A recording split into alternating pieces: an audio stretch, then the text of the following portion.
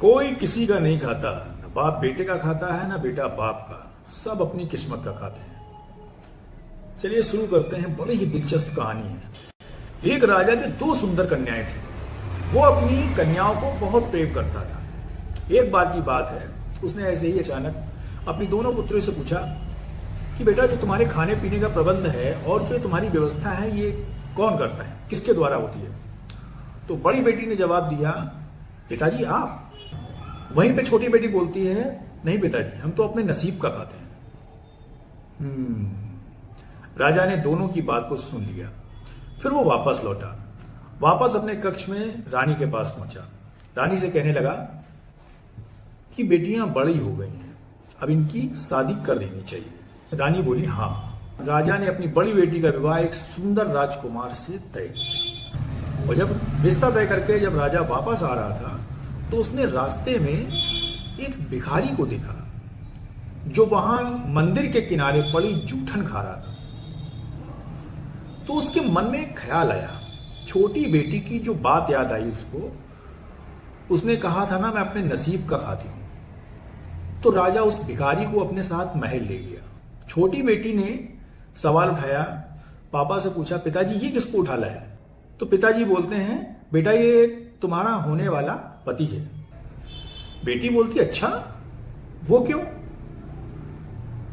बेटा याद है एक बार तुमने हमसे कहा था ना कि मैं अपने भाग्य का खाती हूं, मैं आपका नहीं खाती हूं, तो इसलिए अब मैं तुम्हारा रिश्ता इसके साथ तय करता हूं और फिर देखता हूं। बेटी मान गई और रिश्ता तय कर दिया। बेटी की शादी हो गई, वो अपने घर चली गई।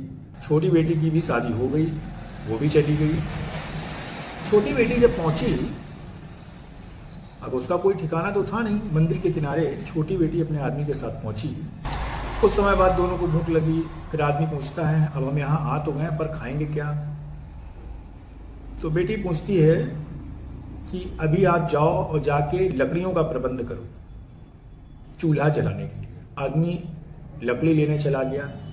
लकड़ी बटोर के जब वापस आ रहा था, तो रास्ते में एक व्यक्ति ने पूछा, ये लकड़ी आप कितने की बेच रहे हो? व्यक्ति पूछा, हम बेचने के लिए नहीं ले जा रहे हैं, हमें खाना बनाने के लिए ले जा रहे हैं।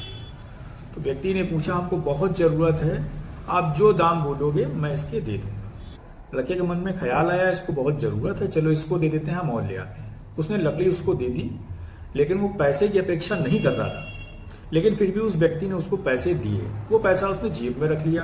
फिर गया, फिर लकड़ी बटोर के लाया, फिर वहां तक पहुंचा और पूरी कहानी बताई। जब पूरी कहानी लड़की को बताई, तो लड़की ने सोचा, अरे वाह, इससे तो तुम व्यापार कर सकते हो। तो अब से रोज तुम जाओगे और लकड़ी इकट्ठी करोगे और बाजार में बेच के पैसे लेके यहाँ आओगे। लड़का रोज जाने लगा और लकड़ी बटोर के बाजार में बेचने लगा। एक बार की बात थी, जब उसको लकड़ी नहीं मिल रही थी, जंगल में टूटी हुई, तो उसने सोचा क्यों ना सूखे हुए पेड़ों को काट लिया जाए, फिर लकड़ी बेची जाए। तो एक पेड़ पर हंस का जोड़ा रहता था। एक पेड़ पर हंस का जोड़ा रहता था और उसी पेड़ पे उसका घोंसला था। उस घोंसले में उसने बहुत सारे हीरे जमा कर रखे थे। हीरे मोती जमा कर रखे थे। लड़के को इसका ज्ञान नहीं था। लड़के ने लकड़ी काटने के बाद उन सबको अपनी झोली में रख लिया। फिर जाके घर पे दिखाया। लड़की राजकुमारी थी। लड़की उन सबको पहचान गई और भगवान का शुक्रिया अदा किया, धन्यवाद दिया बार बार। फिर उस लड़की ने बाजार में जाके उनको एक जोड़ी को अच्छी कीमत पे बेचा। उसके बाद घर बार, उसके बाद उसने अपना सुंदर सा एक महल बनाया। कुछ समय बाद राजा अपनी छोटी पुत्री और दामाद से मिलने आया। जब मिलने आया तो पता लगा कि लड़की और दामाद ने एक महल बना लिया है। फिर जब वो महल में अपनी पुत्री और लड़के से मिलने गए, तब उनसे उनकी कहानी सुनी।